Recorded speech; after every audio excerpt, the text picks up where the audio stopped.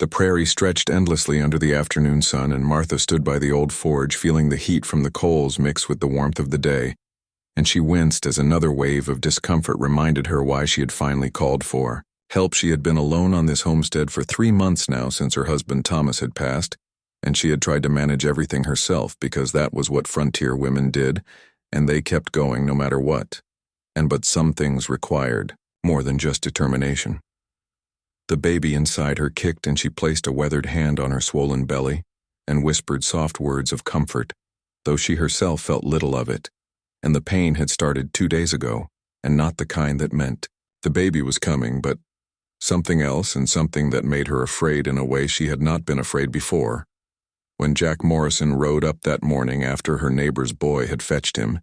and she had felt both relief and embarrassment because Jack was the closest thing to a doctor in these parts, though he was really just a rancher who had learned medicine from necessity and from treating injured animals and wounded men over his 40 years on this land. He dismounted slowly, and his boots hit the dry earth with a soft thud,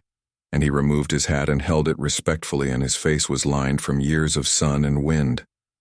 But his eyes were kind, and that kindness was what Martha needed most. She had told him about the pain and the bleeding that was not right, and how it hurt down there too, in ways that made her frightened for the baby and for herself. And Jack had listened without judgment and without the awkwardness that many men would have shown.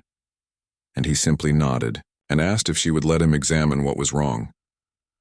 They went inside the small cabin, and Martha had laid down on the bed that still smelled faintly of Thomas and of the life they had built together.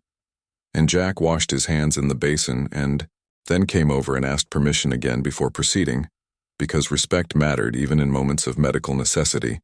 when he gently examined her and being as careful and as professional as any trained physician. And he suddenly stopped, and his weathered face went still, and Martha felt her heart begin to race because she knew that look, and it was the look of someone who had found something they had not expected. Jack pulled back slowly, and he met her eyes, and for a moment he said, "Nothing." And then he spoke in that calm, steady voice that had talked down frightened horses and comforted dying men, and he said there was swelling and infection, and the baby was pressing on everything in ways that were causing her body to struggle. But what made him freeze was not just the medical situation, and it was the realization of how alone she was and how this woman had been suffering in silence and trying to manage a homestead and prepare for a baby and grieve her husband and all, while her body was failing her and she had not asked for help until it was almost too late. He told her that she needed care and real care, and not just a one-time visit, and that the infection could spread, and that the baby might come early, and that she could not do this alone no matter how strong she was. And Martha felt tears slide down her temples and into her hair, and she said she had no one and nowhere to go. Jack was quiet for a long moment, and then he said something that would change both of their lives, and he said she would come stay at his ranch, and that his sister Claire lived there too, and she would help, and that they would take care of her until the baby came, and until she was strong enough to return to her homestead, if that was what she wanted. Martha tried to protest because accepting charity felt like admitting defeat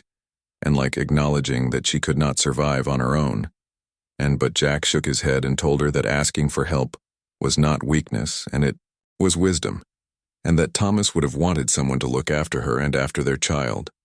So Martha went to the Morrison ranch, and Claire welcomed her with open arms and with the understanding of one woman who recognized another's struggle. And Claire was a widow herself, and she had lost her own husband to the harsh prairie winters, and she knew what it meant to rebuild a life from grief. The days that followed were filled with small kindnesses, and Claire made herb poultices for the infection. And Jack checked on Martha each evening after his work was done, and they spoke of simple things and of weather and crops and memories, and of the ways that life surprised you with both sorrow and unexpected grace.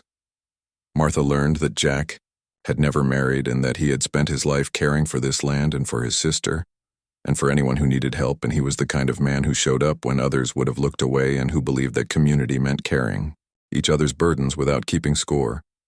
As the infection slowly healed, and as Martha's strength returned and she found herself laughing again and telling stories about Thomas and about the dreams they had shared, and Claire and Jack listened, and they honored those dreams by making space for Martha's grief, while also reminding her that life continued and that hope remained. The baby kicked stronger now, and Martha felt the fear begin to ease because she was not alone anymore, and she was surrounded by people who cared and who would help her bring this new life into the world, and who would teach her that accepting help was not giving up, but rather opening yourself to connection. One evening, as the sun set over the prairie and painting the sky in shades of amber and rose, and Martha sat on the porch with Jack, and they watched the light fade, and she thanked him for everything, and for seeing her need, and for responding with compassion instead of pity. Jack smiled and said that Thomas had once helped him mend a fence during a terrible storm, and that Thomas had never mentioned it again and had never expected anything in return, and that this was simply how things worked out here, and you helped each other, and you survived together, and you built something stronger than any one person could build. Alone Martha understood then that kindness was a currency that circulated through this harsh land, and that it was what made survival possible, and that by accepting help she was not diminishing Thomas's memory, but rather honoring the values he had lived by when her labor started 6 weeks later. And it was Claire who held her hand, and Jack who brought the midwife from town,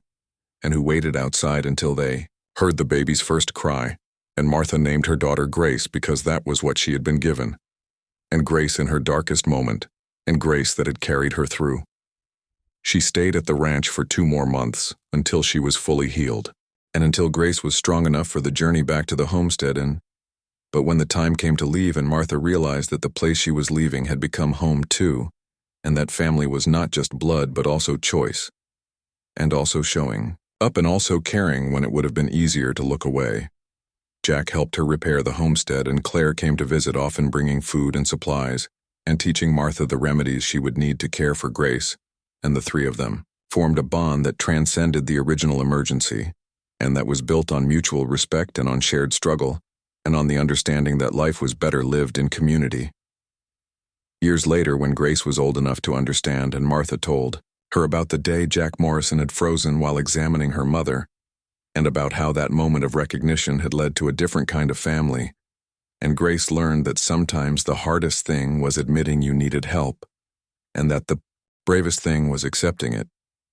The prairie remained harsh and unforgiving, but the people who lived there learned to soften its edges through acts of kindness, and through showing up,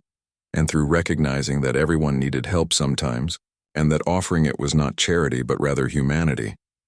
Martha never forgot the feeling of Jack pulling back and seeing not just a medical problem, but a person in need, and of him choosing to respond with action instead of sympathy, and that choice had saved her life and had given Grace a chance, and had reminded Martha that Thomas's legacy lived on, not in the land he had worked, but in the connections he had forged. And so the story passed down through generations became not about suffering or survival, but about the moment when one person saw another's pain and decided to help, and about how that single decision rippled outward, creating circles of care that lasted beyond any one lifetime. The old forge still stood by Martha's homestead, and a reminder of that hot afternoon when everything had changed, and when she looked at it, and she remembered not the pain, but the kindness, and not the fear, but the courage it took to accept help, and not the loneliness, but the family that had formed in its place. Jack Morrison lived to be an old man, and he never spoke much about that day, but those who knew him understood that he carried dozens of such stories, and that his life had been spent seeing people's needs and responding to them, and that this quiet, consistent compassion had shaped the entire community. Claire taught Grace the remedies and the wisdom and the understanding that women needed each other, and that sharing knowledge was how they survived, and Grace grew up knowing that asking for help was strength, and that offering it was duty, and that both required courage. And Martha, who had once stood alone by a forge in pain and in fear, learned that the prairie could be brutal, but that the people who lived there could be gentle, and that sometimes the greatest gift was allowing someone to care for you, and trusting that their kindness came without conditions or expectations. The story ended not with dramatic rescue, but with quiet tear,